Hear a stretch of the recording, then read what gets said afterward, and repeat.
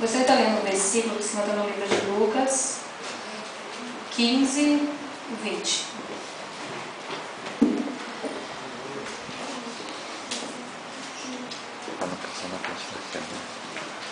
Que diz: levantando-se foi para seu pai, e quando ainda estava longe, viu seu pai, e se moveu de íntima compaixão, e correndo lançou-se-lhe ao pescoço e o beijou. 24. Porque este meu filho estava morto e reviveu, tinha-se perdido e foi achado. Glória a Deus. É a parábola do filho pródigo. Nós sabemos que está o final do ano, muitas festas, muitas baladas ainda estão por vir. E quando a gente fala sobre o filho pródigo, é bom se alegrar dessa palavra, porque ele estava perdido, mas ele viu que o que ele fez foi errado, e ainda assim ele voltou porque ele sabia que o pai dele ia perdoar. Assim é Cristo. Quando muitas das vezes nós erramos, nós temos um mediador, que é Jesus, para conosco. E sabemos que, apesar de tudo que nós fazemos, Ele vai nos advogar diante de Deus e vai julgar nossas causas e nos perdoar. Amém? Amém. Glória a Deus. Glória a Deus.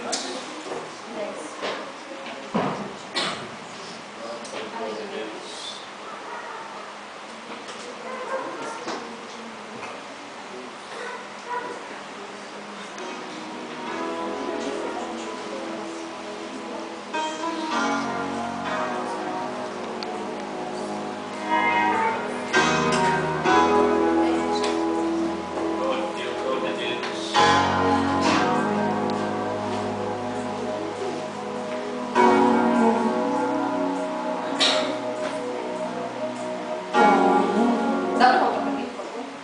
Glória a Deus.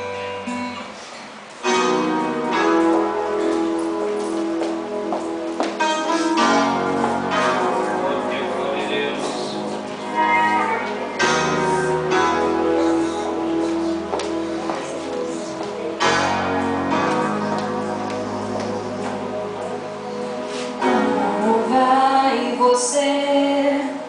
Aleluia. Quanto tempo faz que eu não te vejo e você nem me diz alô? Glória a Deus. Tá tudo tão vazio, meu coração tão triste, e você no seu mundo sofrendo sozinho, não vem desabafar. Volta pra casa, volta pra igreja, rasga do peito a vergonha e a dor. Cristo te chama, vem sem reservas, esqueça o passado, ele apagou. Mas volta pra casa, te empresto meu ombro, rasga do peito a vergonha e a dor. Cristo te chama, mesmo ferido.